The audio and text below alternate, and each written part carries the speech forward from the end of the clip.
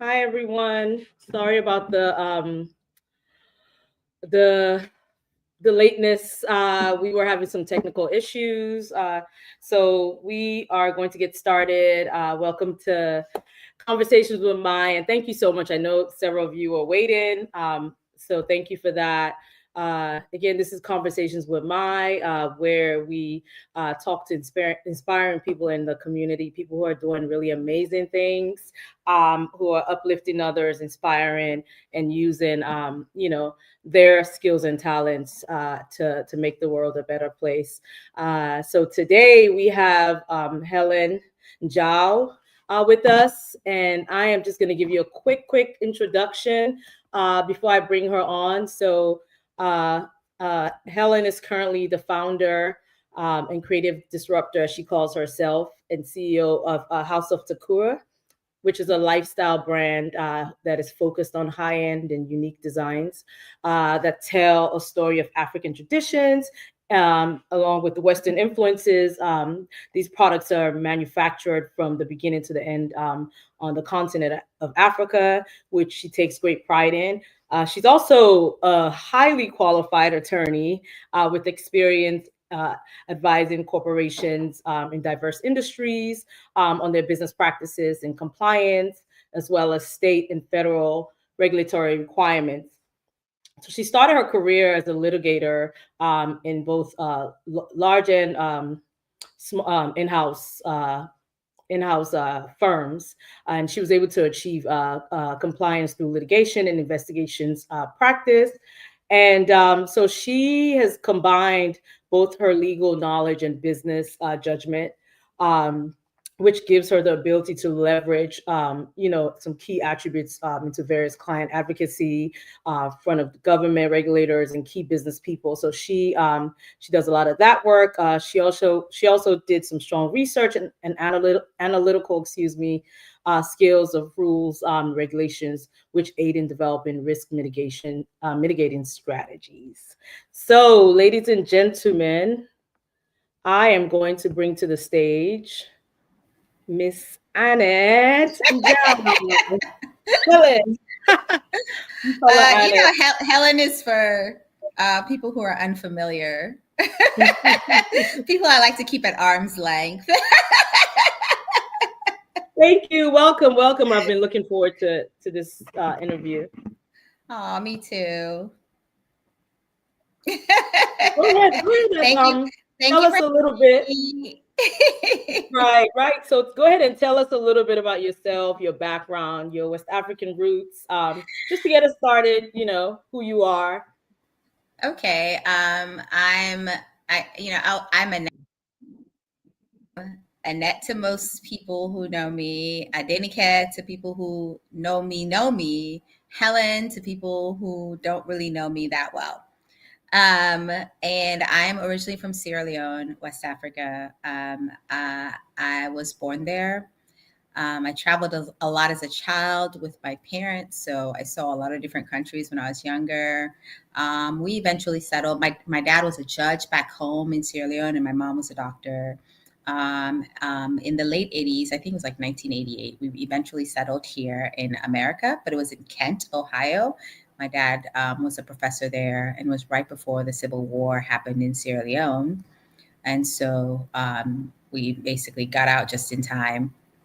My mom, as I said, was a doctor. So when she got here, she sat for her MCAT. Eventually, she was doing her residency at Todd's Children's Hospital, and not too long into that residency, she was in a car accident, which left her paralyzed and unable to walk unaided.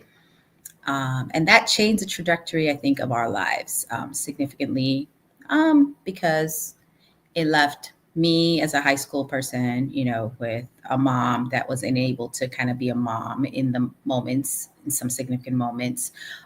Left my youngish sisters, who are 8 and 10 years younger than I am, with, a dad to heavily depend on to be a mom and a dad. And things just became harder. My dad became the sole breadwinner.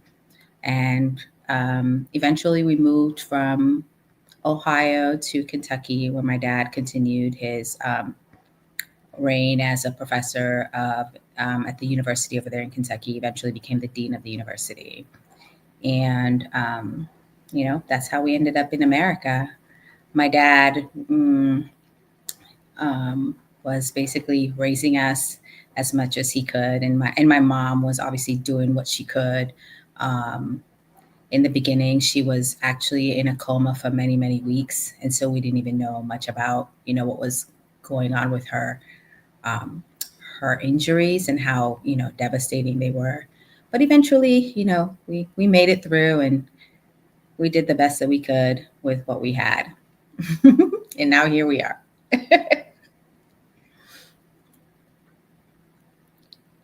Oh, I think my. Okay, Oh, so I couldn't yeah, hear you. I know. I'm sorry about that. My screen is actually just went out. But Oh, Annette, I think you should go ahead and just tell chat them who. about my Yeah, tell them heritage. who. No, tell them who your parents are. You didn't call their names. You didn't. Oh, I mean, your parents are folks who served Sierra Leone. I think. yeah. Oh, I yeah. think you Well-known mentioned. Sierra Leoneans. My dad was Honorable Justice Bankole Thompson. He was a judge of the High Court in Sierra Leone, and eventually became a United Nations judge for the Special Court of Sierra Leone. That basically had the trials for the rebels who caused so much harm and havoc during the time of the civil war in Sierra Leone. So that's who my dad was, a giant among men and missed on a daily basis. My mom was honestly the epitome of brilliance in her own way. She left home at 18 to go study in a foreign country, Russia, where she didn't even know the language. She eventually got her medical degree in Russia, and she, started her own practice in Sierra Leone. She was a pediatrician, and she did a lot of good there. Her name is Dr. Adiatu Thompson, but her maiden name is Zubairu. So part of the Zubairu clan of 83 Mountain Cut. We wear that label proudly. Um, Yes. but those were my parents. So came from very good stock, I would say, and very esteemed people with great work ethic. Thank you. So you all, full disclosure, Annette is my first cousin, and she's actually the twin in my family. We're my twin in my family. We're exactly alike. We're like the free spirited, the ones like that get the party started, and that's just us. Okay, That's our um, vibe, and that's that's why we our get vibe. along. That's right. That's right. So, Annette, I'm going to move into the what I want to call the big pivot, right? Okay. Because you, as I mentioned, you're an attorney. It's not really a Mhm, pivot, even though I called it that. mhm. You're an attorney, but you're also a creative director, right? Disruptor, as you Yeah. like to call it. So let me ask you this: what have a fascinating and some might say dramatically different dual career? You have, right? A Mhm, dual career that's just totally different. And you started as a highly qualified attorney, a litigator in large firms, mhm. focusing on regulatory compliance. And today you're the founder of House of Takura. So let us know, like, what was the moment when you realized that you wanted to become a creative? Well, so I kind of think of it as like I've always been a creative. I, I know people think lawyer and fashion designer or creative director, and they're like, whoa, those are so vastly different. And the reality of it is that they're not.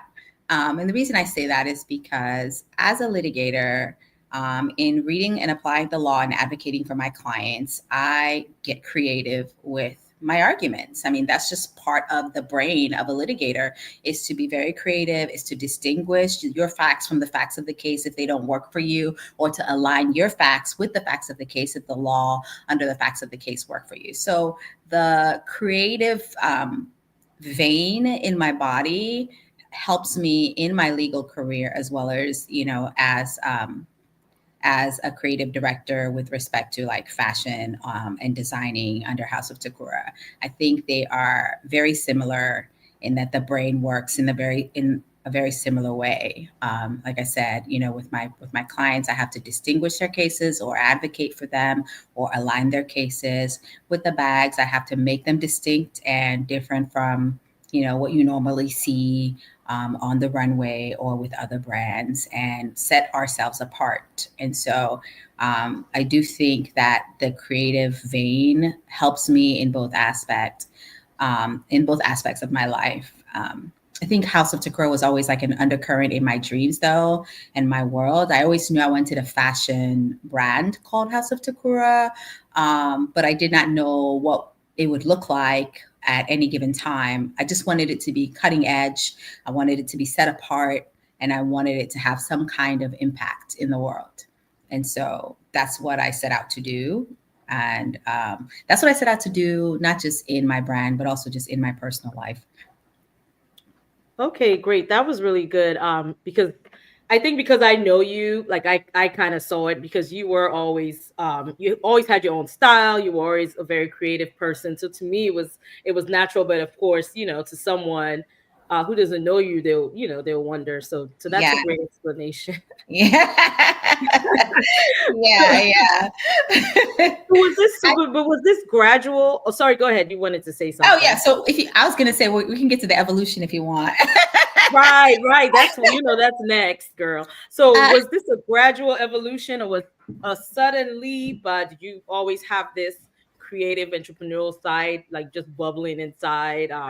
Like for instance, with me, like I have my professional career, but I yeah. daydream at work about like cooking and stuff. Like I stay up Yeah. at night watching cooking shows, right? Yes, I know. I think what it's kind of the same with me. The creative has always been there, and it's been gradual. But I've always loved, like I said, been into fashion. I always dress well. I dress different, and I just wanted to do fashion on my own terms, and as an ode to the essence of who I was and who built me, and that is African through and through, as far as I'm concerned. And I would say it was gradual. I started taking my mom and my aunt's clothing to, like, when I was in undergrad, to like fashion shows on campus, and we would like creatively direct the fashion shows and dress people, and everything I love um, about Africa just kind of evolved from there. And what I love about Africa is our perseverance, our uniqueness, our distinctness, and our fashion. I love everything about us and about the continent. And so, yeah, it was gradual, but it was always there. Like Auntie Halima would be like, "Oh, where are my clothes? They're gone." And then my mom would be like, "My clothes are gone again." And I would just be dressing people on campus during like African Fashion Week. So yeah, it was gradual, but it was good. I think I'm gonna. Oh, okay. Go ahead.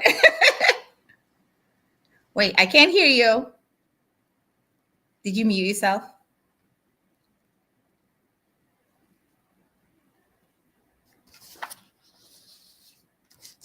I was gonna kind of, while you figure that out, Maya, I was gonna kind of talk about how my West African heritage, Sierra Leonean heritage, kind of shaped my identity, my work ethic, and my perspective on the American dream. I think with identity, it definitely gives me a wider perspective on everything, because I grew up in America, but in a very much African household in America, and that presented itself in a hybrid situation, which of course lends itself to some advantages and disadvantages. I think an advantage of growing up as in an African household in with a backdrop of America being a completely different culture, is that my belief system is anchored in who I am and who raised me and who created me. A disadvantage is that when you grow up in a household that doesn't necessarily track with the wider culture or backdrop of how you're growing up, it really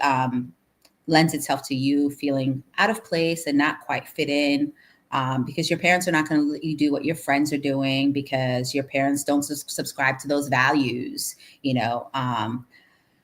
I think with work ethic, it's not really about being a West African that shaped my work ethic. I think it's the family I grew up in, that really shaped my work ethic. I mean, my dad demonstrated work ethic with us, like through his life.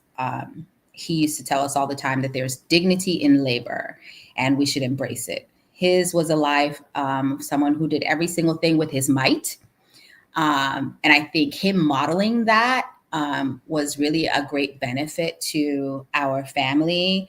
And my sisters, my brothers, it was just a great benefit to us because we saw what it meant to grow up, what it meant for somebody who grew up in the depth of poverty, to become somebody so global, through his own hard work, through his own might. And so for us, we grew up seeing a man who went to Prince of Wales, who went to Cambridge and, attained his bachelor's, master's, and PhD in law. He eventually became a judge, and then he was a judge for the United Nations. Honestly, I wish I had half that work ethic my dad did, but I just think watching him and then watching my mom and knowing my mom's history of, leaving home at 18 really kind of was what shaped my work ethic in so many ways. So I think work ethic is more of the people who I grew up with versus just having a West African identity. And finally, the perspective on American dreams. So I think the American dream, my perspective on it has shifted so much. At first, it was like, oh, you could see immigrants could come here, because this is how America sells its dream, right, to the rest of the world. Immigrants could come here and we can make it and we can achieve this dream of, having the house, having money in our accounts and these things like that.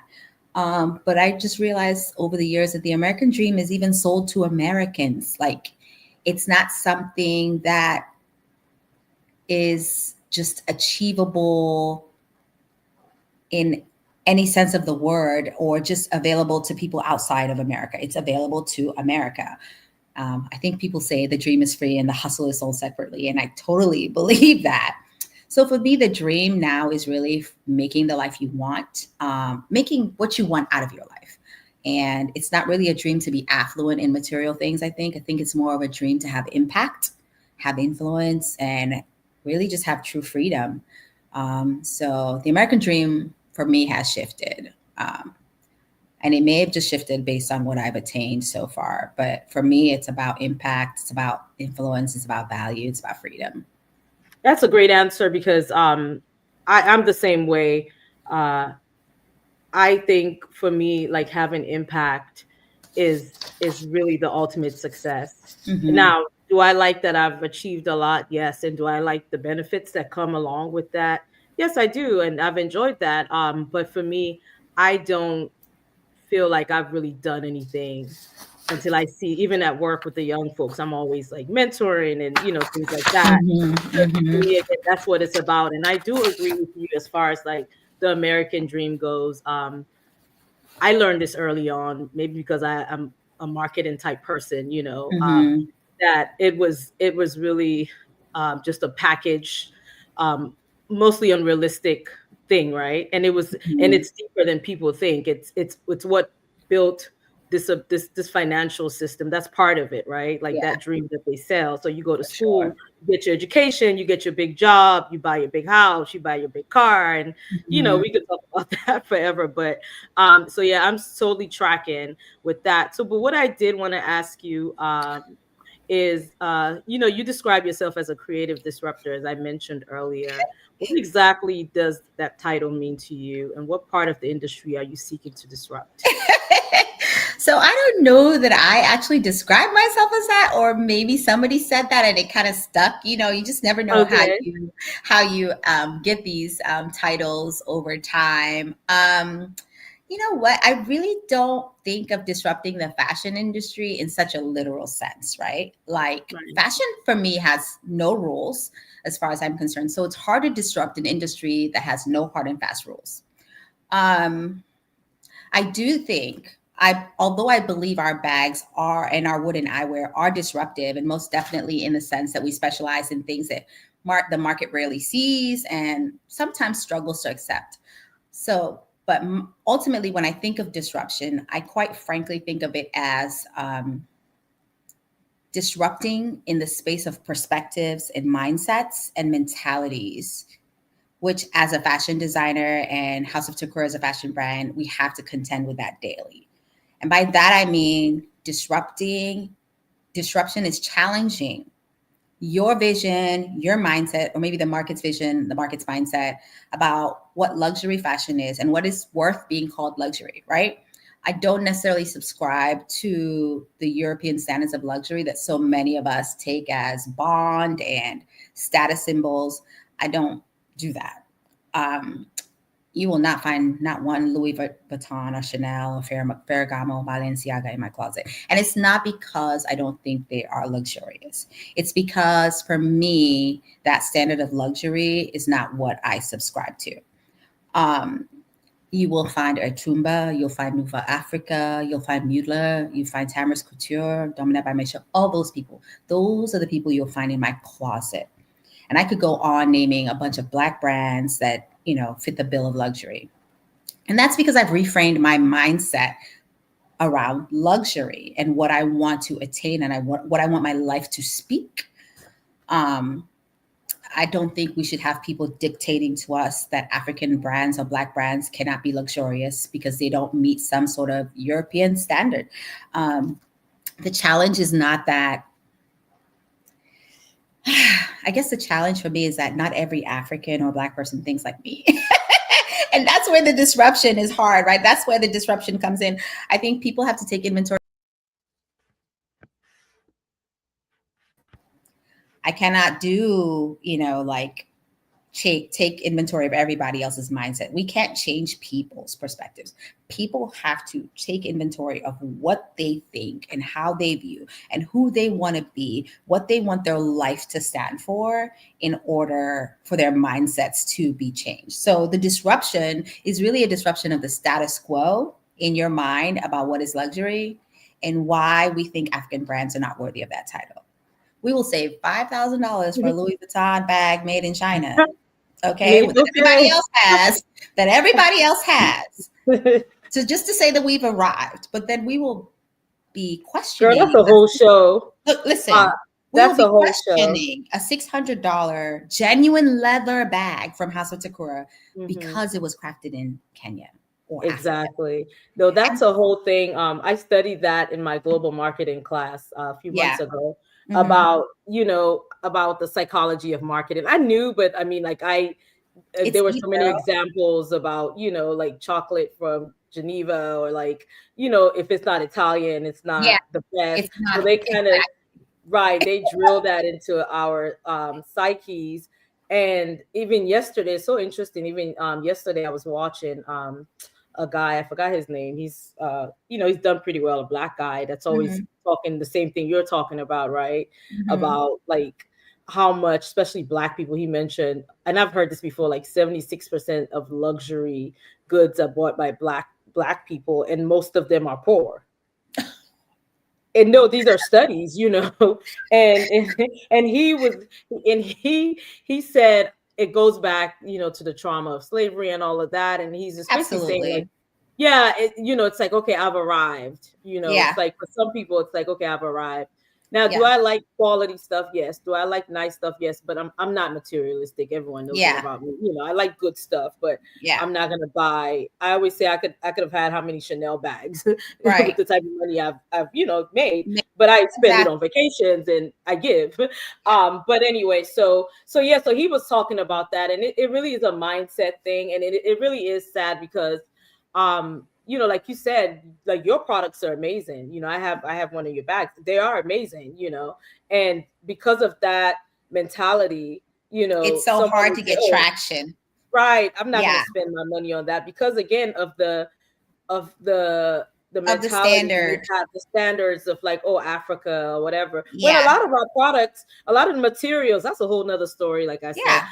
a lot of the Rival. materials are coming from Africa that they're Rival. A lot of using. the leather. Yeah. All of that. All of that is coming from the continent. And the reality is that I want us to emancipate ourselves from that mindset. Yeah. And that's where the disruption is. I want you to look at that bag and understand that from top to bottom, it's being constructed with care, with love, with quality products. And it is amazing to carry something that not everybody else has, you know? I want us to disrupt our mindsets. And that's really what I mean when I say our stuff is creatively disruptive. Okay, this is great. Absolutely. I don't know why my camera went off, but I'm trying to troubleshoot, but you know what, you're the Yeah. guest, so as long as we have you, it's all good. Yeah, but I also want to see you. I know. I know. Oh my God. So we have a lot of interaction and comments uh on the chat. Oh, really? The live chat. Yes, I don't yes. It see. was supposed to be showing on the screen. Oh, I So see. I see. okay. So let's go. I Nima see. said, educated parents with great work ethics. Absolutely. Oh, Uh, yes. Almami Siruri said, thank you for letting us have a taste of your family history and background. He's very good with the history and the backgrounds. He's going to come Oh, on soon. yay. You're So, welcome. Yazid Zubair, which is my dad, your uncle, said, hello, Adenike, my My punini. pururu. Hi, Uncle Yazid. Okay. And Manita's here, your sister. This is great. What a great and necessary conversation. Absolutely. Yes, So, absolutely. Mommy has a question. And his question is, how do we get prints and kaftans matching levels, Kente? Well, see, I don't. So the kente, the Ghanaian cloth, by the way, do you know that they've passed a law that I don't know if they passed a law or if they've trademarked it to where only Ghanaians can produce actual kente cloth, right? I saw that the other day. I meant to read the article, but I only read the headline. I think handcrafted is always the way to go when we're talking about prints, kaftans, anything, honestly, fashion related to me makes sense if it's handcrafted. And the reason it makes sense if it's handcrafted is because a lot of times you're taking, well, depending on the crafter, there's a lot of care that's put into it. And it also gives you a sense of uniqueness for each piece that you're able to get. So my thing has always been people should be set apart. Like I don't want what everybody else has, you know? I want like nice bags? Absolutely. But am I okay with it being a little bit different than everybody else's? Absolutely. Um, but I'm trying to figure out what does he mean by how do we get prints and kaftans matching the levels of kente? Are you talking about how do Sierra Leoneans do that, or um, how do I do that as a designer? I really want to know more about that question because it feels like I'm missing something there. But I know kente is definitely handmade in Ghana, and they're doing everything they can now to protect it because you have a lot of copycats out there. A lot of the stuff gets made in China now, and it's just sad because the Yeah. reality of the matter is like our heritage. I don't want to. I don't really want to sound like a person who's against sharing the African heritage because that's obviously what I want to do, but not to the extent where it's actually robbing the people who are doing the actual work of the opportunity to do the work because now things are being made in China. Like for instance, like the adire, like the tie-dye stuff, they're printing them on cotton fabric in China and trying to disrupt the market for people who actually do the tie and dye with their hands. I think there's value in people doing work. There's dignity in that labor, and we should allow them to do it. And we should not cave to just the idea of something being cheaper and a lookalike. I don't think it's fair to us. And I know it happens to, like the luxury brands too, where they get knockoffs all the time, like the European luxury brands get knocked off all the time. I really don't think it's fair to allow that to happen. So we should do everything we can to protect the handcraftedness of all of our businesses. So this is absolutely great. I knew this would be so amazing, honestly.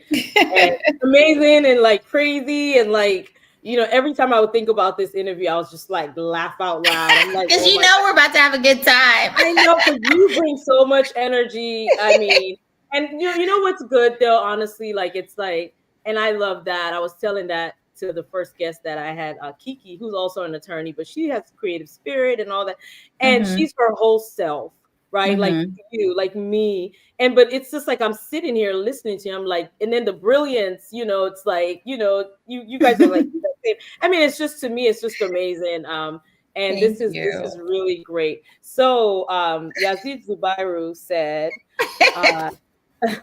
thanks for that's your uncle, my dad. I know. I love it.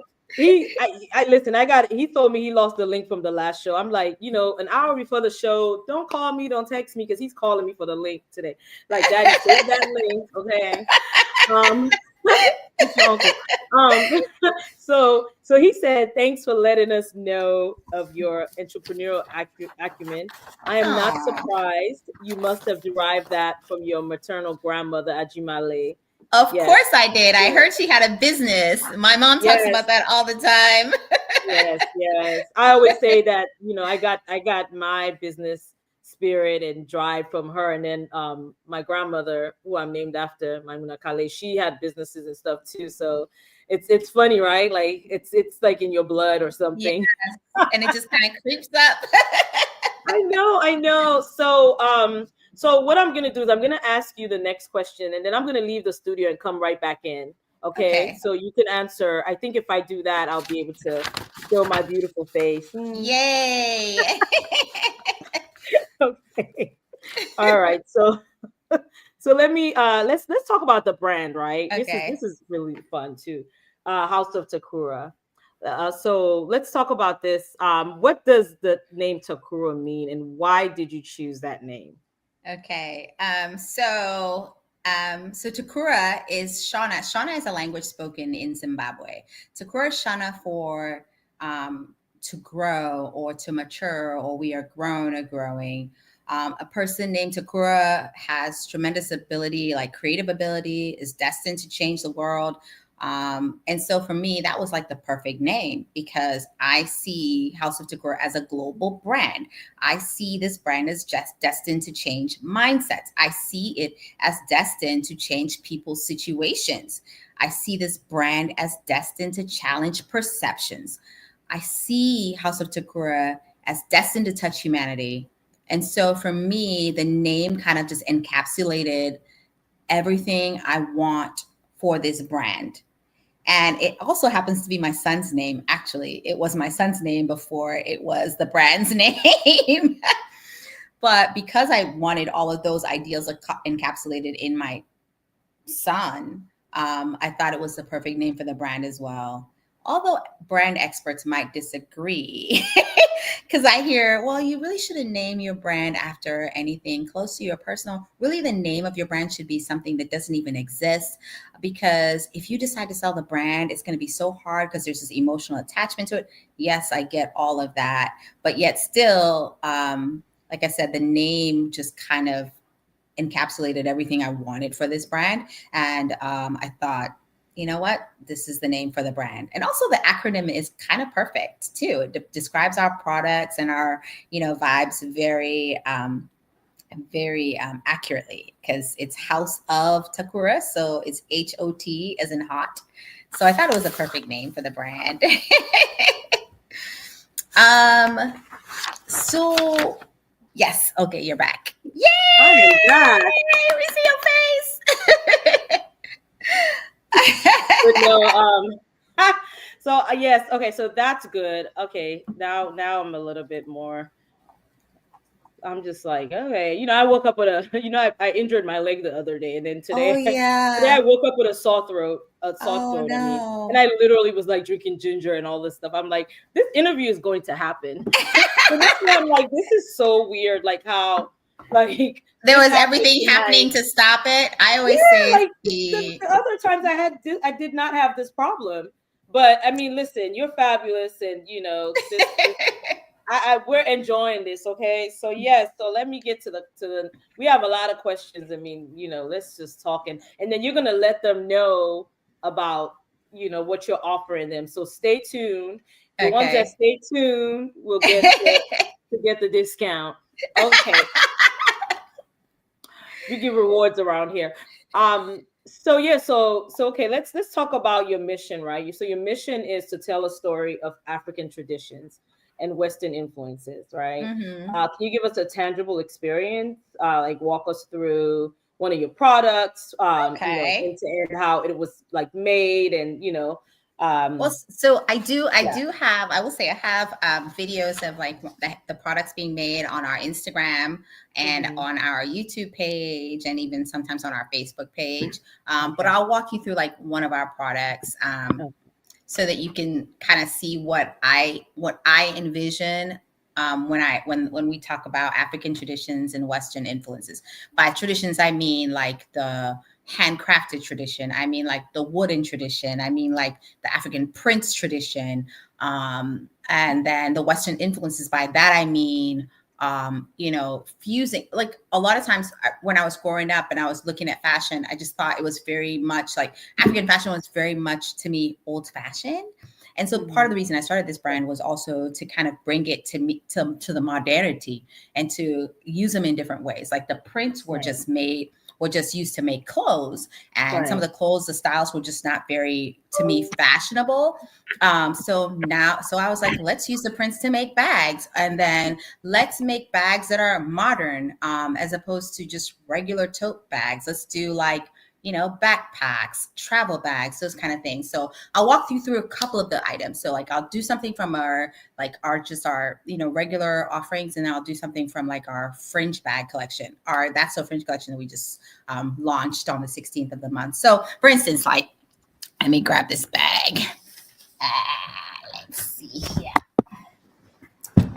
Okay, so for instance, like I have this bag. It's called the lip bag, and obviously you see the tradition here. You see the culture here. You see, the print, and you see the wood carving. It's all handcrafted. You see all of that, but you also see the westernness of the bag because it's a cute little tote. This is not usually what you see when you get African print bags. Well, when I started the brand anyway. So this for me is merging African traditions with Western influences. And for me, a Western influences, this is a bag I take to brunch. This is a bag I take to a date night. I mean, it's a cute top handle bag. And so that's what I mean by that when I say that. Another example of that is like we started as travel bags. So we did like all like the duffel bags and stuff like that. But now I'm like, more people are about backpacks when they travel and little bags to kind of wear across their body or their waistline. And so we have like this bag, again, tradition. You see all the tradition. Even the leather is from one of the oldest leather tanneries in Kenya. That's where we source our leather. But this bag is basically has a strap, and then you can use it to wear it around your waist or across your chest. And it's just a circular bag, compartments in the inside, perfect for travel, perfect for if you want to, explore your city, and be hands free. And so that's what I mean by when I say we're taking traditions and bringing and merging them with Western influences, because that's literally who I am. I mean, I grew up in an African household, but with the backdrop of America and the West. So that's my Western influence. Um, Okay, so we have a new collection called the That's So Fringe collection. And with our That's So Fringe collection, it's all leather exteriors. But because, again, I'm doing tradition, we have a bag that's an all leather exterior. By the way, we only use leather products. We do not use PU or leather substitutes. We don't do vegan. That's not our brand. Our brand focuses on wet leather and wood. So for instance, this is our Kadiki bag. Kadiki, by the way, means tiny in Shona. And it's a bag that literally you can carry in your hand like this. Super cute.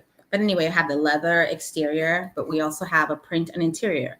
And this is also what I mean by when I say every bag is literally different. And you could literally end up with the only bag that's exactly like this in the world, because even if I make the yellow and green Kadiki bag again, I might have a different print on the interior. And the print again is the tradition. And so, this is what I kind of imagine when I say what I say. This is another bag. This is our new clutch bag. It's called the Manaka Statement Clutch. Same thing. Leather on the exterior. This one, we have our logo identity hand marked on the handle. And then on the interior, we have a print. So our identity is that our items are meant to bring luxury, African luxury to the world. And we cannot forget what that identity is. And that identity is having things made from top and bottom from top to bottom in Africa, but also having some kind of signature about Africa. So this is a really good one. So that's what I mean when I say, I have stuff like wine bags. We have, the Alpha bag is a great collection. Let me just hold on.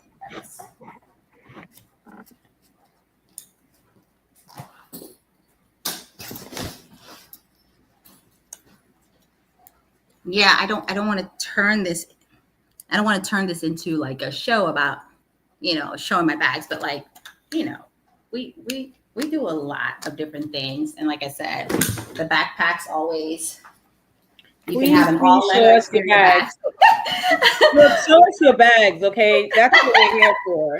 So the backpacks, we always really have amazing. Like print, or sometimes you have an all leather exterior and then the print on the interior. We have feet at the bottom so that, when you put them on the floor, they don't get dirty. But again, merging traditions with Western influences. Oh my God. So wait, like, listen, those bags are fire. Okay. Our That's So Fringe collection. When I say I put my whole heart into that collection, my whole heart. And that's the latest one, right? Yes, that's the latest one. We just launched on October 16th. And that collection is all leather exteriors with print interiors, and every detail is handcrafted. All the handles have our signature logo identification on there. Just honestly, like, it's my greatest achievement to date. And I just remember like sketching the Manaka Statement Clutch, and I was like, oh my God, I can't wait to see this come to life. And so like just sketching it, I was like all excited. But then when like my makers and I start talking about it and all the little details that need to go here and there, and then they bring it to life, like even they are like, oh my gosh. That's amazing. That's the beauty of it, right? They're like beautiful collection. Like they're amazing to work with, to be frank, because that's the great thing about being a creative, right? Mm-hmm. And it's so weird for me to even call myself that. Still this day, I keep telling people I never thought I was creative. Until now I stay up at night trying to build stuff on AI and building websites. But anyway, yeah. But I think for me, what it is like what you just said, like that magic, right? When you imagine something, you dream something. Even like my event that I'm having in a few weeks, lunch on a farm. Sometimes I'll just get up and I'm like, I just have this vision, and I'll get so excited.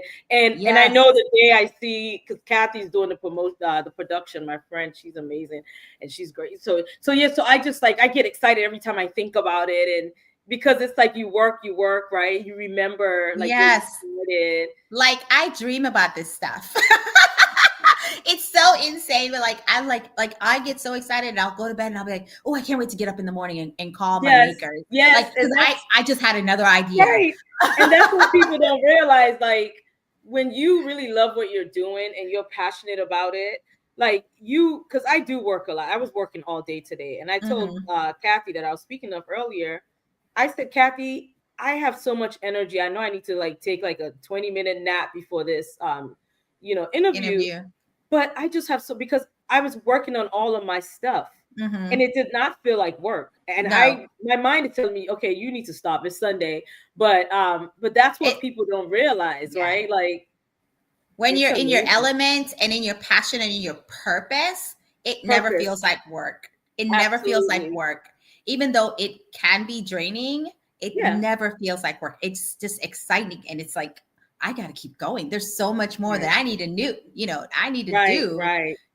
before, my time on this earth expires. That's oh And my so, God. Why are you talking yeah. about like let me I wanted to write a post about this because I share. You know, I just write whatever I feel, and if it offends anybody, that's fine, and if it makes someone happy, that's fine. I'm just sharing how I feel.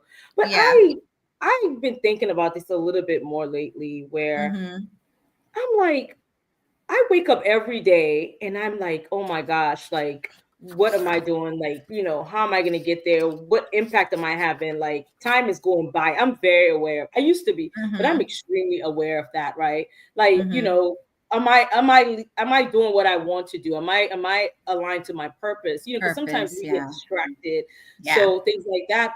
And I wanted to write about that, like, or talk about that to some folks because there are a lot of folks out here who especially in our community, I'm just going to keep it real, not Sierra Leone community. I'm sure it happens in other communities, but like Hmm. just the all day, the bickering, the gossiping, the this, the that, the trying to bring people down, whatever it is. Like I said, I sat here all day today Hmm. and literally did things, Work. built things, right? Yeah. So I always think like, what is that person who's sitting there talking about you or me? Like I always feel bad for them. Like, what are you doing with your life? Like, do you understand that we don't have a lot of time here? Like, make yourself useful. You don't have to Listen, be like us, but make I'm yourself claiming a useful. lot of time in Jesus' name, okay? Yes. Okay. I'm You know claiming, but I what? know what you mean. I know what you mean. No, And but the I know thing is, what you mean. that cracks me up. Yeah. Wait, no, I the know what thing is like time to do things, right? Like Hmm. time, and the thing about time is it goes by really Really fast. And someone fast. said it, the older It you does. get, it's The like, quicker. yeah, you are I so can't funny. remember in October, almost November of this I can't, year. I can't. Every year I It's do this. insane. Like Yeah, I how can't. quickly this year has gone by. When my And so birthday came, sorry, go ahead. I was gonna say, no, I agree with you. I mean, I think people really need to take inventory Yes, of what their purpose is in life. I think once you lock into purpose, you really don't have time to tear people down with your you words. don't. You You don't have don't. time to put negativity out there. You don't have time for anything but doing what you can do before make sure Right. you fulfill your assignment before you leave this world. And so for Absolutely. me, it's so important for people to really tap into purpose.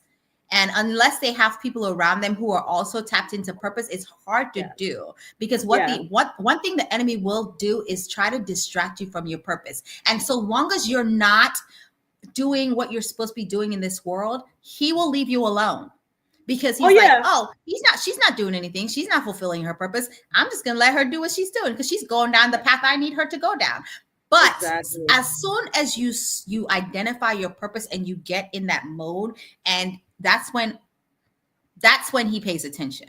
Oh no, But like but but for me, yeah. No, I've yeah, seen that in my life. Like I keep yeah, saying the past year was the most difficult year ever. And God forbid I wasn't like you know what I'm saying? I still had a very good life. But I yeah, mean, it wasn't what I had. yeah, So but I mean I'm good. Like I said, I'm not materialistic or whatever. I yeah, just need my basics.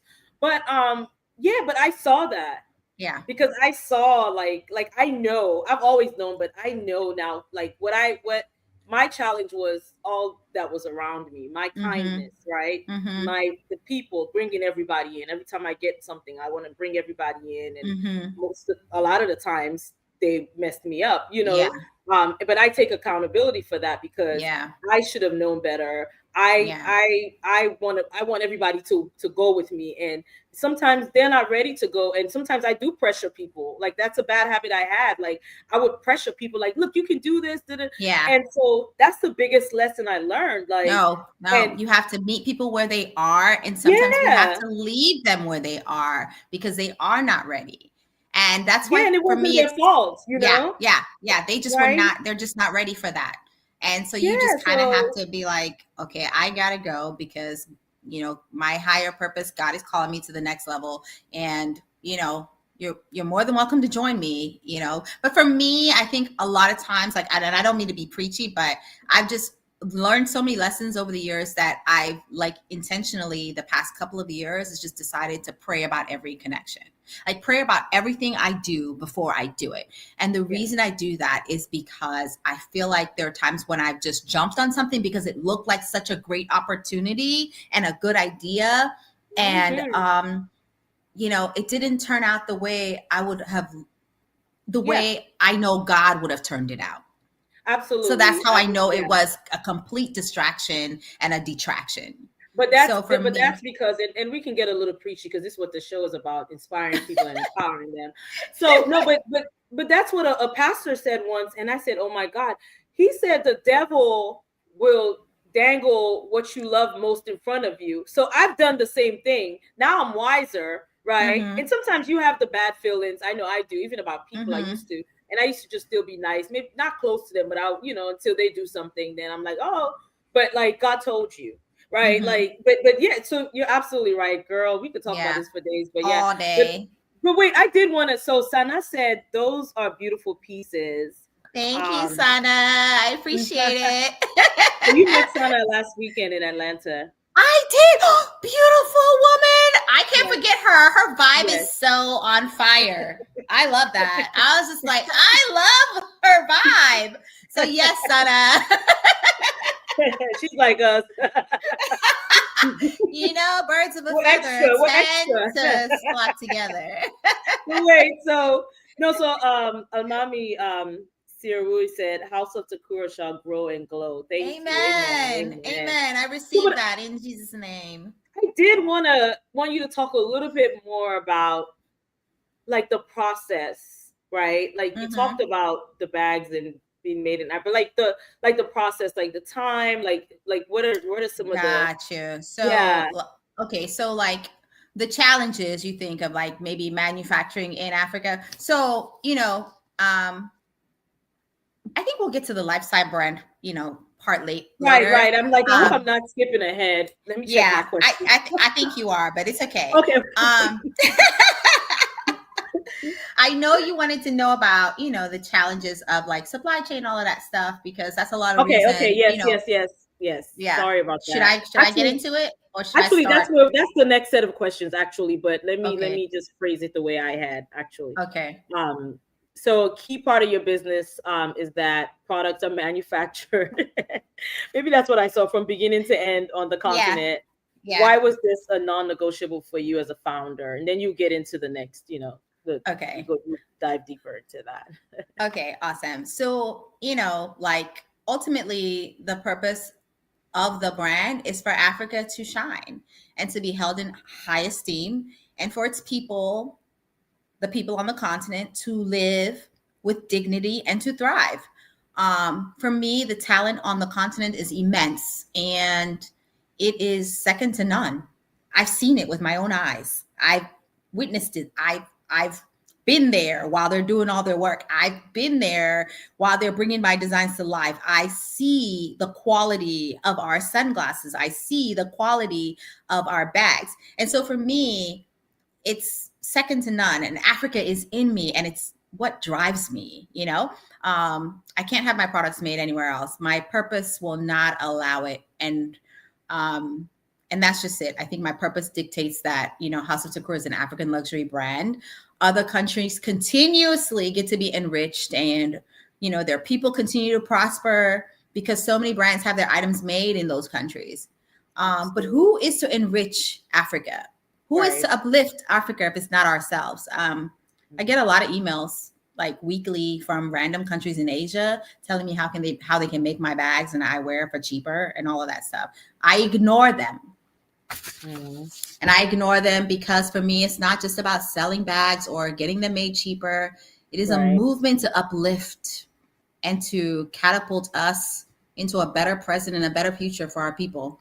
And that's very, very important to me. So no, they will not be made anywhere else. Oh, this is great. This is great. So the next question, that's good. And I know it's difficult, so I come, I Mm-hmm. really respect you for doing that, because Mm-hmm. it could be cheaper, right? And it could be the logistics, right? I'm sure it Yeah. could be easier to get the bags and all that. Mm-hmm. But that, but you're dedicated to making sure, you're supporting folks on the continent. Yeah, So for that's a sure. great thing.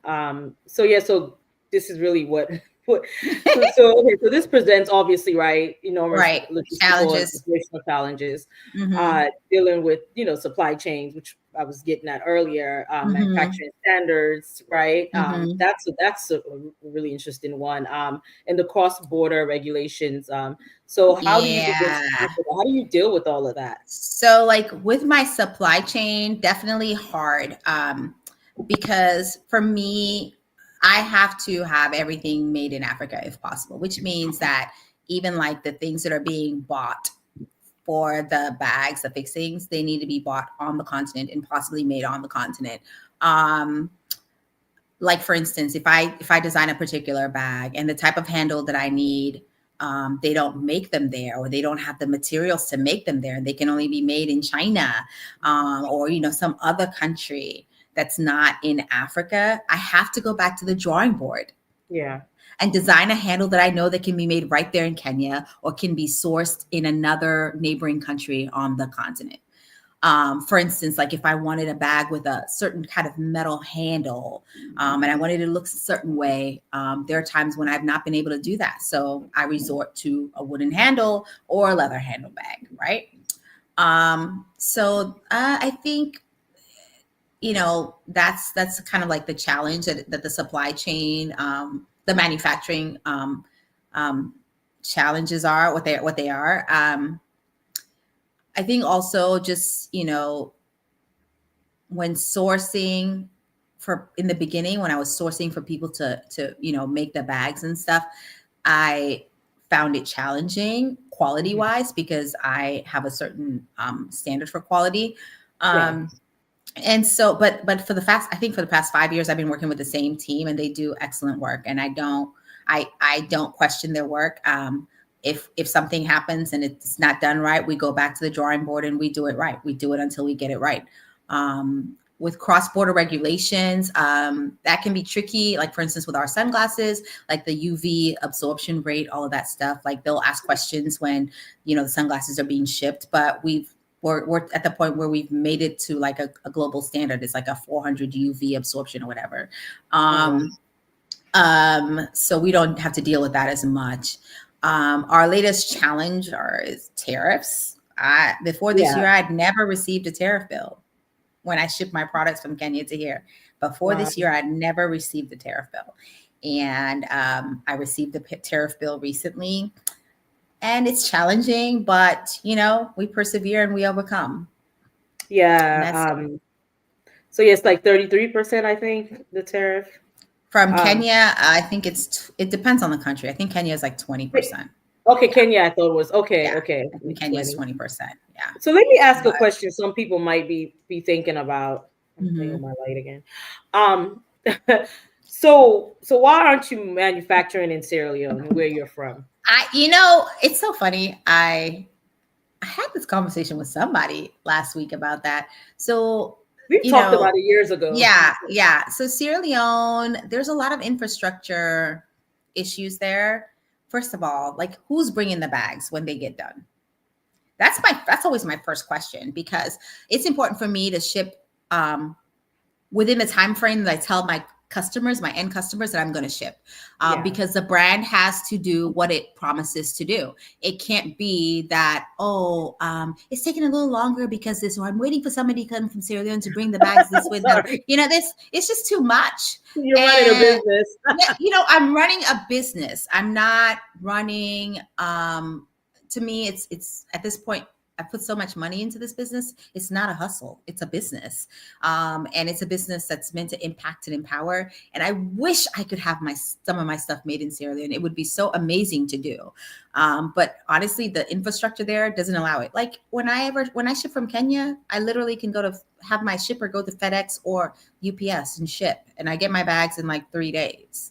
And so like there's that's not happening with Sierra Leone. And I also think like maybe the manufacturing aspect of it is good, and supply chain aspect of it is kind of difficult too, because I don't really know, anybody there who can do the work that I do with the bags and produce it to the quality that it's being produced. Like It would be great to have some of my people in Kenya go to Sierra Leone and teach people. But I just am not even there yet, to be able to do that.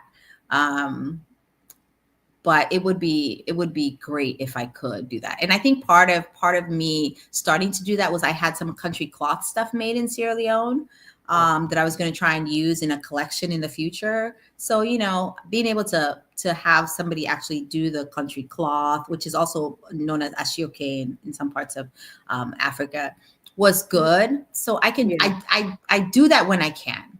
I tap into the talent over there when I can, but I know that there's so much limitations in just having to work with the people in Sierra Leone. And it's sad, it's not necessarily their fault, but I can't run a business on the hopes of, somebody in Sierra Leone being able to step up when I've already built this. My husband is from Kenya, so it made sense to go to Kenya. I do think of our purposes as intertwined in that way.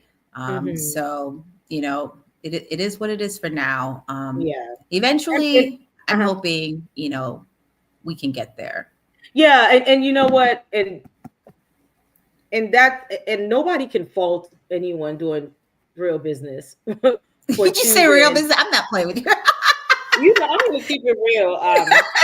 Because, for a while I didn't understand, because, I grew up here too. People used to tell me, and then I finally saw. It is like, it would be really difficult because, there are so many challenges, like infrastructure, the reliability. I mean, we have stories, right? Like, just so many, even attitude, work ethic, I think. I mean, not saying, not generalizing, but this is, but it's no part of the persistent. Yeah. So we all pray, Mukhtar, our cousin once said, "Oh, you guys are saying pray." I mean, what can we do at this point but pray?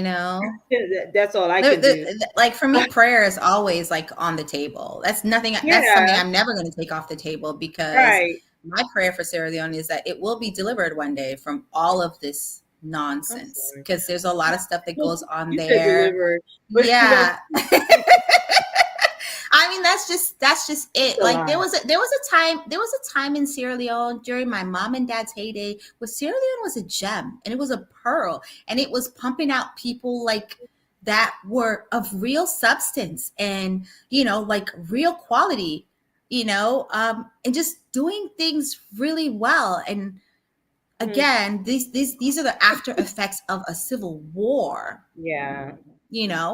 That ravaged the country and just kind of toppled us to the bottom of everything. And my prayer for Sierra Leone is that we would all wake up one day and realize the gem that it is, and say no to a lot of the things that go on there that are not, good for the people, that are not of God, and that corruption, all of that stuff. And I think, and I can't blame the people necessarily when it comes to some of that stuff, because people don't have the means to feed their families. They don't have the means to feed themselves. There is no means to better yourself over there unless you're somehow, in the cronyism. And it's just sad. Or now selling drugs. I don't even want to talk about that because it's just sad.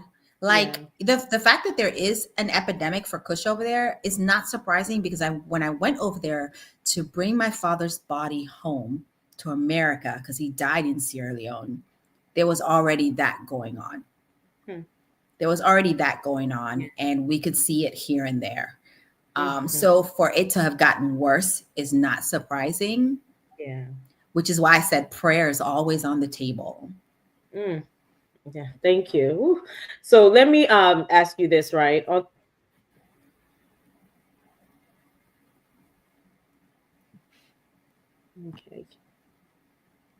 Okay. Sorry. I thought you were talking, and I'm like, I can't hear you. No, I'm not.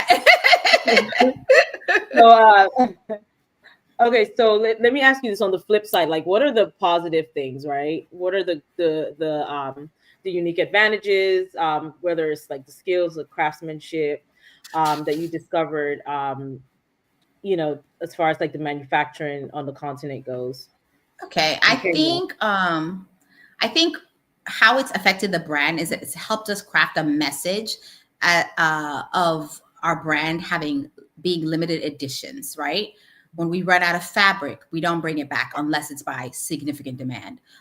When we run certain leather colors for some of the bags, a lot of times it really depends on what the tannery has to offer. What are they offering this week, or what are they offering this month? So we're able to say we're doing limited runs on the leather, and so then it creates, this oh God, man, this like exclusivity almost. Like you get your own unique bag. For instance, when we do bring back something because of high demand, it'll be a bag silhouette we bring back, but it will be in different prints or a different color leather, which makes each bag very unique and exclusive. No two bag silhouettes are ever really truly the same, again, because it's handcrafted. Or like if we do, like when we do the wooden handle bags, it's different types of wood. So, you might get a dark wood bag with your red leather lit bag, and somebody else with their red leather lit bag might get a lighter wood bag. You might get an African teak wood, or you might get a mahogany wood, or you might get a mango wood. It just really depends on what's available in that time period. So I do think that, when we do, when something that looks like a disadvantage actually becomes an advantage. And so when we do a lot of wood and leather offerings, and that really can just lend itself to premium designs and truly standout items. So those are the advantages for me.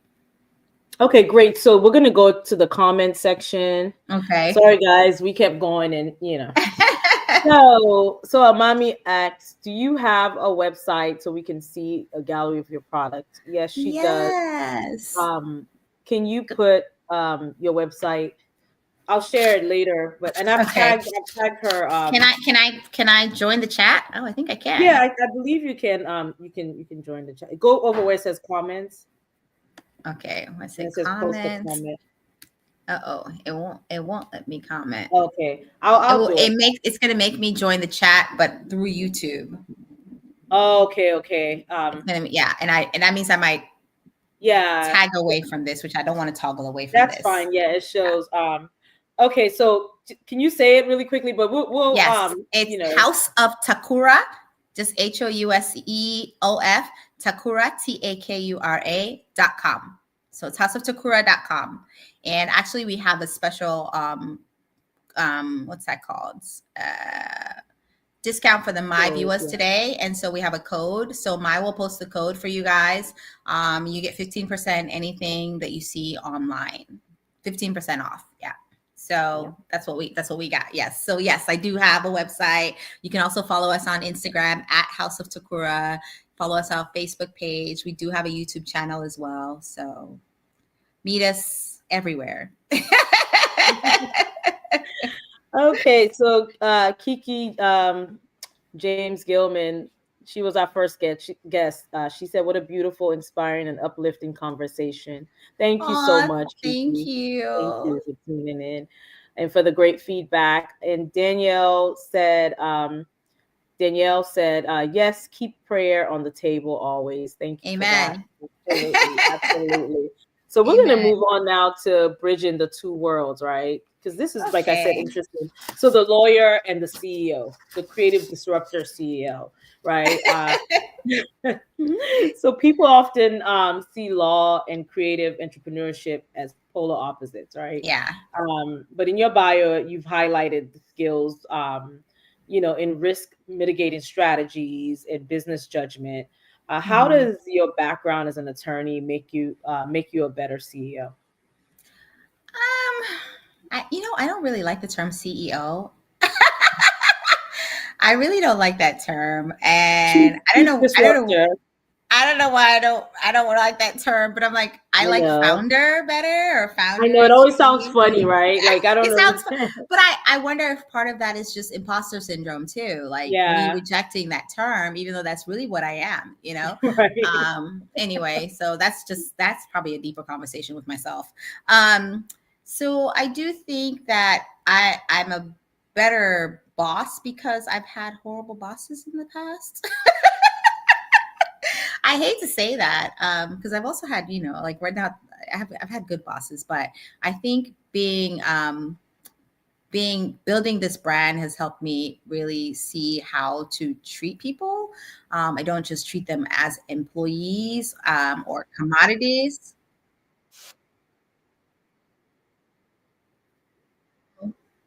What's happening?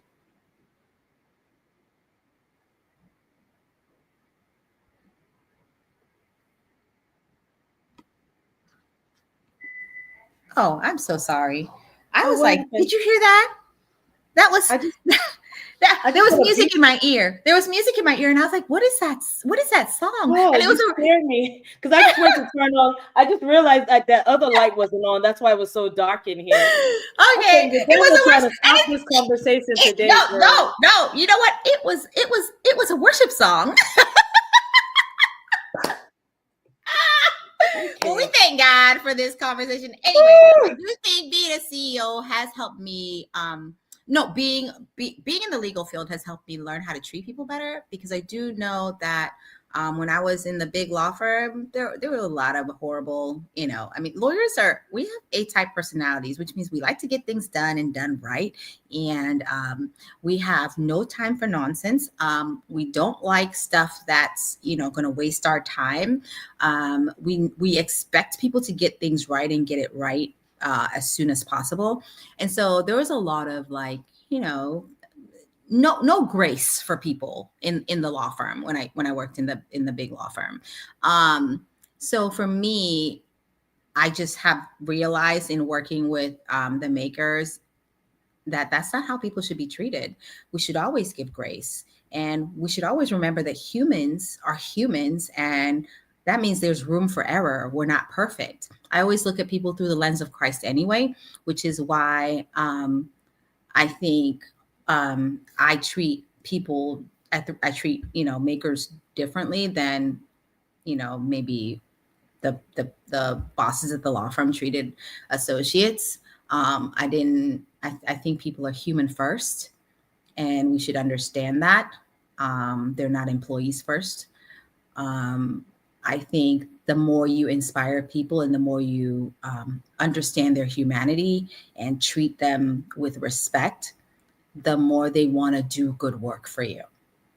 And so for me, that's just how I approach people. And I don't think it's necessarily because I'm a lawyer and it helped me. I think because I just subscribe to a level of grace based on my religious beliefs, and that's it. So okay, so this is good. So your your bad experience as an associate at a big law firm. No, but it's true because um, a lot of times I do that. I'll take from a bad situation and I say, I'll never be like that. Yeah. I think sometimes with me in the corporate world, I try to empower so much, and it usually backfires on me. So that's something I had to, because I didn't want to be. I'm a kind person by nature, but Mm-hmm. because I didn't want to be, the folks that were very, because consulting firms is the same. It's not all, Not maybe all. not too much like the law firm, but yes, there are a lot of A types, and I Yeah. could be that too, and I could be Yeah. B type, but yes, so I saw that as well, and so for me, I was always like, you know what, let me encourage these folks, these young folks. Let me not, Yeah. So that's a good thing. What was I gonna say? Gosh, I was gonna say something else, and I got off that.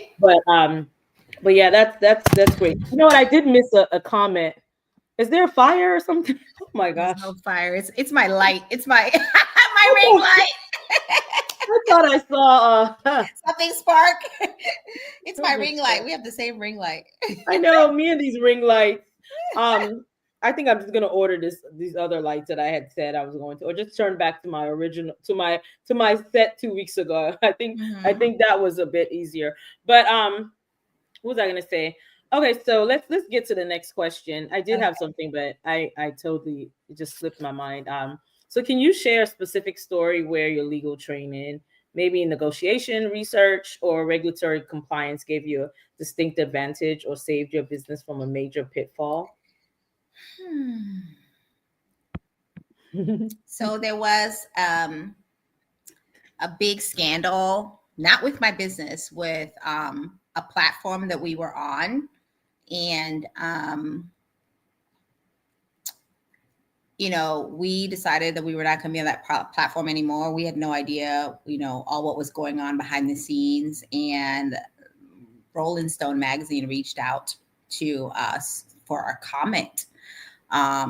Rolling Stone, and then like all these other major magazines reached out on us. But um, had I not had any legal training, I would have probably said all kinds of crazy stuff. And by crazy stuff, I mean stuff that may have, lent opened the brand up to, a lawsuit or two based on how I was speaking, how I could potentially have been speaking about somebody. But because I have legal training and I'm a litigator, which means I'm fighting people in court. I was able to craft a single statement, which stated our position clearly for the people who needed to know, and nothing more. And I think a lot of times when you don't have a legal background, people tend to say things that might open themselves up to a lot of issues in the future, lawsuits on, how you speak about people, defamation, libel, slander, whatever. And for me, it was important to protect the brand, to speak on the position of the brand without doing much more of anything. So I crafted a single statement, I sent it to Rolling Stone, and they published it. And every 20, 30 publications that reached out to us after that, they were redirected to our statement, to Rolling Stone, or we had no more comment. So I think sometimes it takes, a lot of times it takes a legal mind to help you manage crises. And I know sometimes people feel like, oh, lawyers are so expensive. We're expensive for a reason. We pay a lot for our law degrees. Um, Absolutely. but also, we have a lot of knowledge that the general public doesn't have, and that legal ease or whatever, can't give you. So, but yeah, I've used my legal skills to help us navigate difficult situations. Okay, so no, that's great. That's a good point. But you just made me remember what what Kiki said on the first show, because What she's did an she say? immigration lawyer. It's so crazy because I literally think about this and I just would just holler. But it's true. She said I'm not Mother Teresa. No, but I mean, I feel like people don't understand the cost of going to law school. It's literally like a mortgage. Yeah. And people don't understand the rigorousness with which we study in law school, Right. and having to pass the bar after that too, to even be able to practice law. Um, and then having to, if you have law school loans, like it's a lot of money. And so, people, you can't expect people to do work for free. We don't Right. expect Right. you to go to school and then, do things for us for free. We pay people what they're worth, and we pay people for their jobs. And that's just it. Like, there should be no other conversation, like, about people using their skills, which they went to school for, to help you, and then you don't want to pay them. That's not right. And I'm just going to leave it at that. But yeah, Kiki, you're not Mother Teresa, and Mother Teresa is a different person than you, and you you need to be able to feed your family too. I think people don't understand that.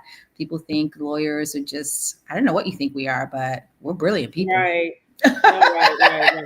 So yeah, I always think about that, and I'll just like just laugh. It gets this light is driving me crazy, but Crazy. You look whatever. good. We're gonna get through it. Um, so as a litigator, you've achieved compliance through advocacy and investigation. Hmm. So now you're achieving a creative vision. Which challenge is harder? Like, what skills have you like found are surprisingly transferable? I honestly think the challenge of being a creative, like achieving this creative vision and building this business, is harder. As a lawyer working as a litigator, like there are rules and regulations that, you know, like that I'm bound by, and that, essentially craft what I do and how I do it and how I advise my client. Like there are bodies of law that tell us how to navigate, or, whether to interpret a certain behavior or a certain thing a certain way. There are no rules with entrepreneurship. There are no rules with creatives. Fashion has no rules as far as I'm concerned. Um, and so it feels, if you would think because there are no rules, it would be easier, but it's harder because you have to figure out the unspoken rules on how to do things, or how to market, or how to do this and how to do that. So for me, definitely building this vision has been much harder than practicing law. And I don't know that, it would be, I just think, I think because there are no rules, it's harder, but also freeing at the same time, right? It's just very weird. But yeah, for me, it's definitely the business. It's still being built, and there are times I've decided I wanted to quit. And and it's crazy how every time I try to say, okay, I'm shutting this down, it's like God will just put something in my path, or Yeah. put something in my way, and it's like, okay, because I did say, this business belongs to God, so He's probably like, yeah, we're not shutting it down just yet. Yeah. Isn't that amazing though? It's like that. Like, I'm not doing this, I'm not doing this. Like for me, like I always tell people, like I'm tormented. Yeah, Like I would just have all these visions. I would wake up at night and it's like, why are you doing this? Why are you doing that? And it's like, you don't understand. This is bigger than me. yeah, and This is and that's exactly what it is, because it's yeah. bigger than you. So you can't. You're just the conduit. And it's frustrating. You're just the channel, Yeah, because and it's bigger than what you. people right, what people don't realize is it's frustrating. Just being ambitious, having visions. I think it was Mariah Carey that said, it's so hard to be an ambitious person or something, and Hmm. it is because it is easier. Like I can have a very good life just doing what I do, honestly, like I very very agree. good life.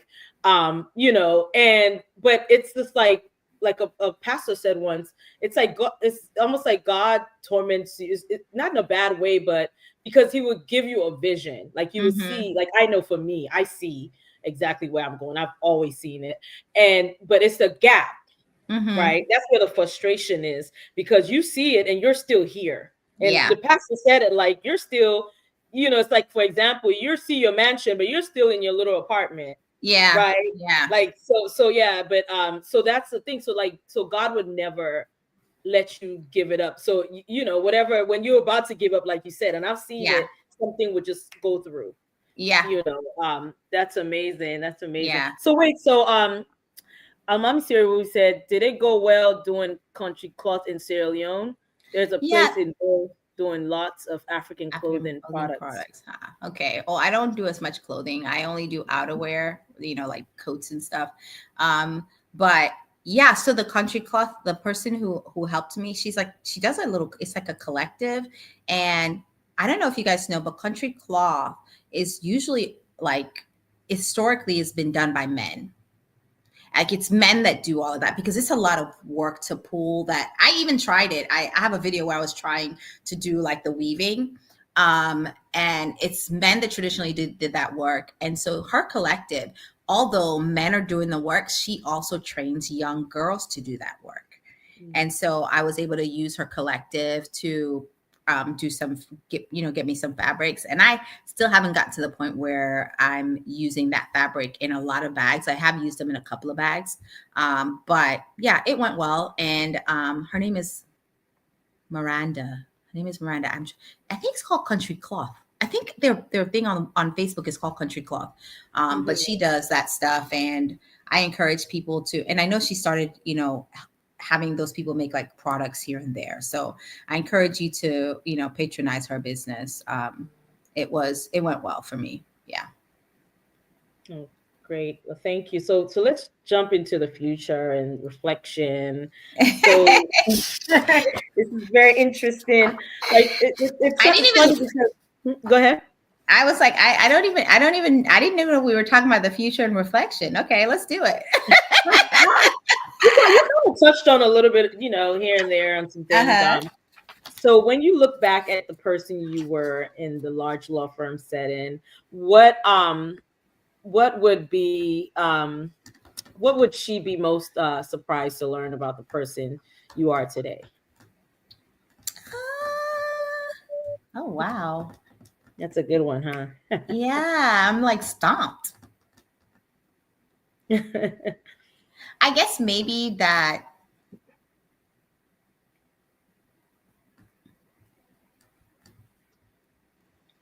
I don't know if she would be surprised to learn anything about me today because I feel like my personality is pretty consistent. Who I am is pretty consistent. I feel like I've been this person since the day I was born. And so for me, like even like being, CEO of a brand, I don't think my past person would have been surprised. Because I think the drive has always been there, right, and the go-getter spirit has always been there, right, and the make it happen, personality type is just it's strong within me. Right. And so I don't know that they would be necessarily surprised that House of Takura is still happening or is happening. Right. Yeah. So maybe then what it is right, because like, are you surprised about maybe the way you handle things? I know I am, right? Like I've always been this way, but I do know now that, and maybe because I always knew my purpose, to be honest with you, but it's very clear now. I think the direction, how to get there now, it's clear. Right? So for me, I handle things a little bit differently now. Do I come up sometimes and like, I don't care if I have a million things to do. I need to address this. I need to do this. I need to check this person. I need to do whatever. Yes, I do. But a lot of times I catch myself now. It's so interesting to me. So things like that, right? Like a lot of times I catch myself now, like, yeah, they ain't doing nothing with themselves, girl. When you phrase it that way, yes. You see what I'm saying? So like, yeah. So there are a lot of things I no longer waste my time on that I did that I would have done like, 10 years ago or whatever, 5 years ago, 7 years ago.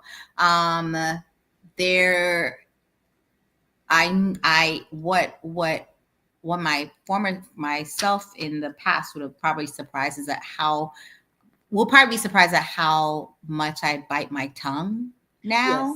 Yes. Yes.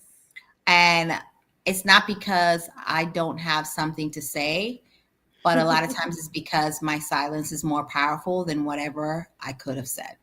Yes. Yes. Yeah. So Absolutely. silence is also a statement. And Hmm. I don't have to comment on everything. Right. I Hmm. can think a lot. I can think about a lot of things, but I don't have to I can have an opinion about a lot of things, but I don't have to say Right. it all the time or say it to everybody, or you know what I'm saying? Like my opinion, like we all have opinions, and that's part of the Right. problem. Don't get me started. Oh my We God. all have opinions, and that's part of the issue, and that's part of why we're going through what we're going through today in this country. But Right. I'm not even gonna go into that. But I will Okay. say yes, my past self will probably be surprised at how much I bite my tongue now, and again, part of the reason is because I feel like my silence is more powerful, but I Hmm. also feel like sometimes I bite my tongue because I think a prayer is more powerful than whatever I can say to that person that's in front of me at any given moment. Yeah. You And know? for me, it's grace. I've always been graceful. Let me keep this. I'm always someone like I would always tell people like I would cuss you out in a minute, and the Mm-hmm. next minute I'm feeling sorry for you. Mm-hmm. Like literally, like I feel bad, Mm-hmm. whatever. But what I do notice, like for me, a lot of what you said, I'm not perfect yet because sometimes I Mm-hmm. do have to breathe. But like a lot of what you said, but also that grace, where it's like, you know what? It's them. Something is going on with them, and I would Yeah. literally pray for the person. And Yeah. you that empathy, if someone Mm-hmm. like goes off or someone is trying to test me in whatever way, it's like, Yeah. and I notice I do that more and more and more, like as a Yeah. first reaction, right? Well, that's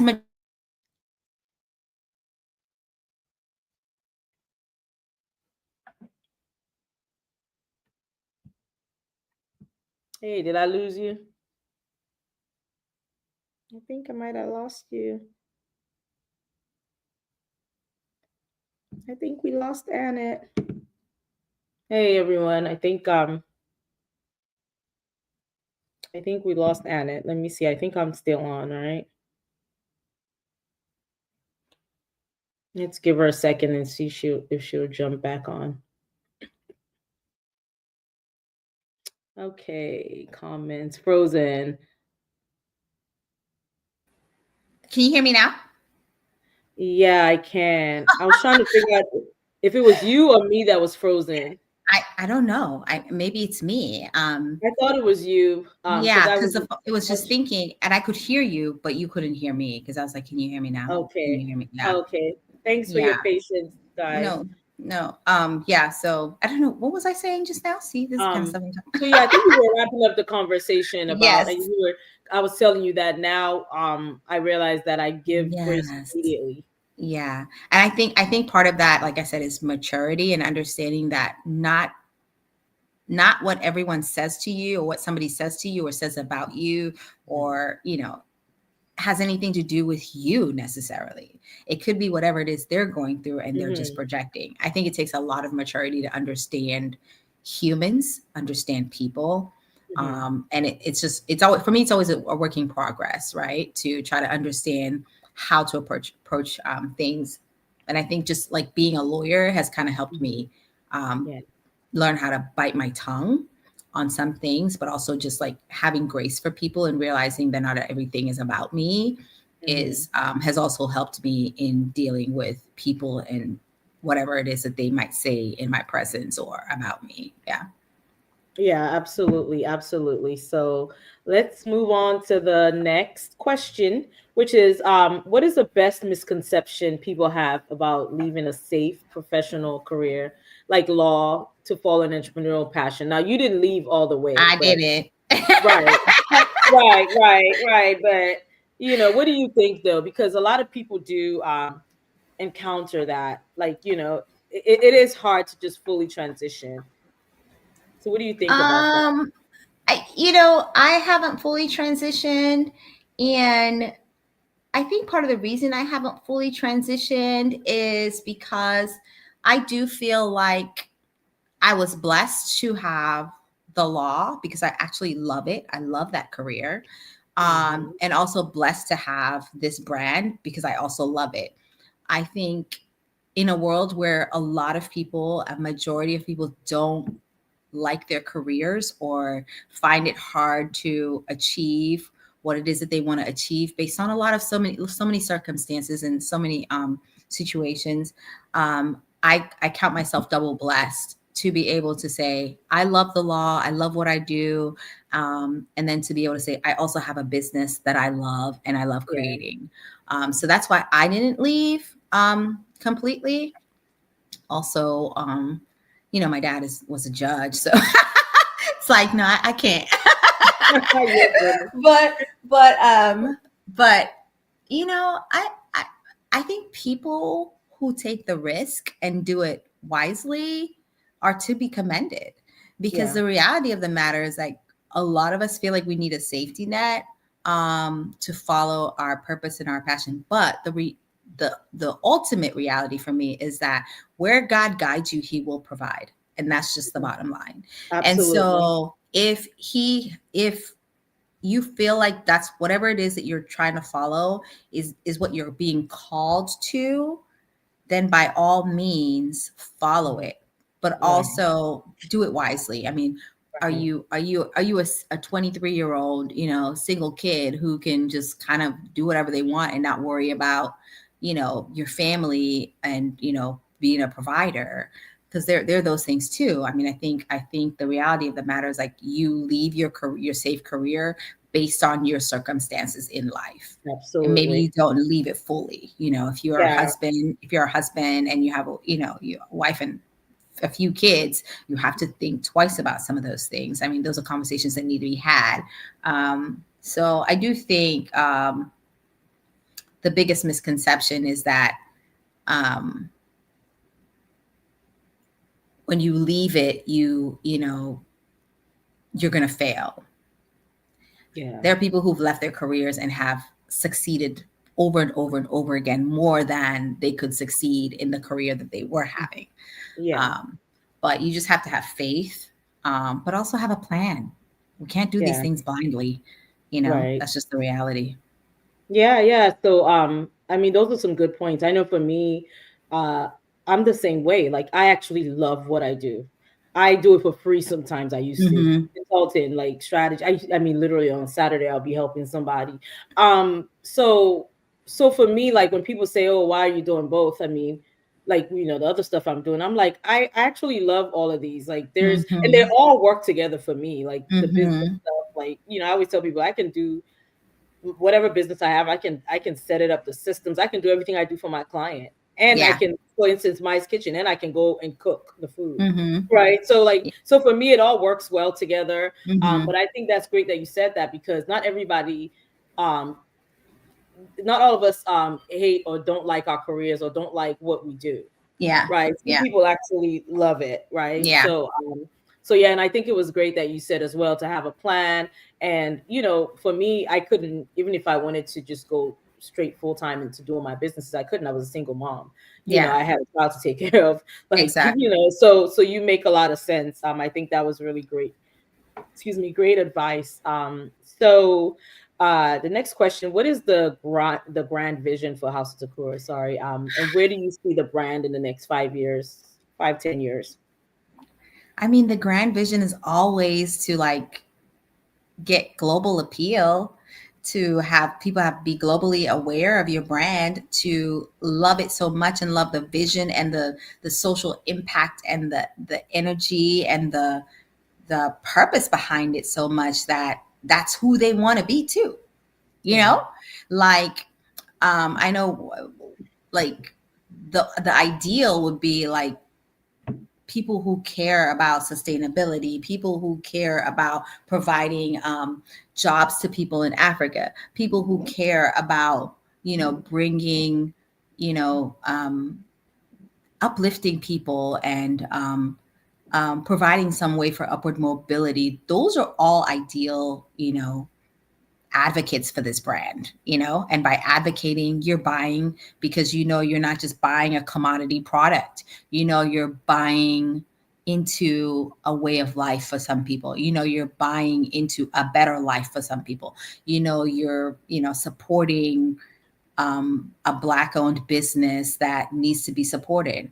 The reality of the matter is that we complain all the time about how, we don't have businesses that we can turn to I guess for certain things, or we don't have enough of these businesses. But when they do show up, it's like we're not quick in our feet to support them. We take our time, we drag our feet, and sometimes we even forget that they exist. So I would say the grand vision of this brand is to continue global awareness and to continue to tap into people who want to live a House of Takura lifestyle, which means they're conscious about what they're buying, and they're happy to support people who want to better their lives through their craft, those kind of things, yeah. Okay, Awareness. so no, that was great. So so I am putting in the chat, right? If tell them about the 15% off. Okay, That you're giving them. so for combos with we're gonna have everything on the website 15% off, but you need to enter a code when you go and make a purchase. And so the code that you need is MyConvos, MAICONVOS 15. So Mai will put that in the chat. She'll put that on Facebook, and just go to the website. Like I said, houseoftakura.com, peruse whatever you need. And if you have any questions about any of the bags or the eyewear, feel free to send an email, and we will, respond accordingly and in due time. But I've enjoyed this conversation. So one more, and then our final question. One more note from Amami. He said, "Thank you for bridging Africa east to west and south to north." Oh, I love that. He's so sweet. And he said also, little legal education bits. Keep the good legacy and path of impacting lives. Oh, thank you so much. I really appreciate it. So we have one more question. So for our listeners who are inspired by your story, I mean, your story really is very inspiring, and your energy, your spirit, and your go get it-ness, right? Like seriously. So where can they go to see your designs, learn more about your stories? You already gave your House of Takura. Do you want to share your socials and stuff? Yes. Well? You can go to our Instagram page at House of Takura. We also have a Facebook page, facebook.com/House of Takura. We have a YouTube channel, House of Takura. Just, search it. And we have a Pinterest page at House of Takura. So I'm trying to think what else. Yeah, just go to all the socials and try to find us. We are easy to find because, our name is unique. So find us there, go through, and go through some of our posts, like them so that you can see the new stuff that comes up next. Because if you don't like them, then you're just kind of like a ghost follower. But also feel free to comment.